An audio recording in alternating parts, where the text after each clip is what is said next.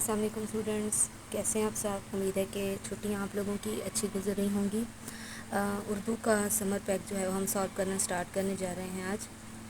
سب سے پہلے آپ لوگوں نے یہاں پر جو نام کی جگہ دی ہوئی ہے، نام، کلاس، سیکشن، کیمپس، تو اسٹوڈنٹ آئی ڈی وغیرہ، یہ سب کچھ جو ہے نا آپ نے فل کر لینا ہے، ٹھیک ہے؟ یہ لازمی، اور جتنے بھی آپ کے پاس اس طرح کی جو ہیں بکس وغیرہ ہیں سمر پیک کی، اس سب میں آپ لوگوں نے اپنا نام وغیرہ سب مینشن اچھے سے کر دینا ہے، ٹھیک ہے؟ اس کے بعد ہم اپنی سرگرمی نمبر 1 جو ہے وہ سٹارٹ کرتے ہیں۔ تاریخ آپ لوگوں نے لکھ لینی ہے، اور جو بھی سبجیکٹ ہیں اسی کے اکارڈنگ آپ نے تاریخ لکھ لینی ہے۔ جیسے اردو کیا ہے، اسلامیات کا ہے، تو اس کی اردو میں تاریخ لکھیں گے، ورنہ باقی جو ہے انگلش وغیرہ کے، ان میں آپ نے انگلش میں جو ہے وہ ڈیٹ رائٹ کر دینی ہے، ٹھیک ہے؟ اوکے، سرگرمی نمبر 1 ہے ہمارے پاس کہ پڑھائے گئے اسباق میں سے الفاظ و محاورات تلاش کر کے انہیں حروف تہجی کی ترتیب سے لکھ کر لغت کی مدد سے ان کے معنی لکھیے اور انہیں جملوں میں استعمال کریں، ٹھیک ہے؟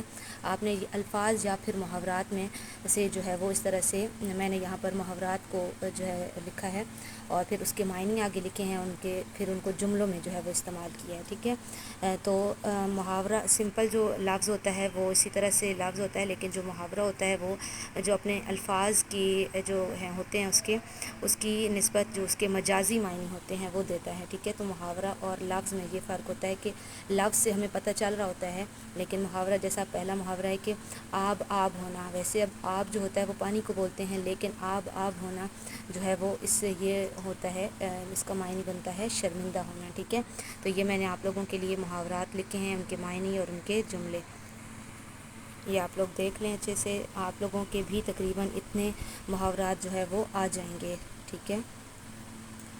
اوکے، اس کے بعد سرگرمی نمبر 2 ہے ہمارے پاس کہ آپ لوگوں نے اسباق میں جتنے بھی ابھی تک آپ لوگوں نے سبق پڑھے ہیں اس میں سے مذکر اور مؤنث جو ہے وہ تلاش کر کے ان کو ان کے متعلقہ کالم میں لکھنا ہے۔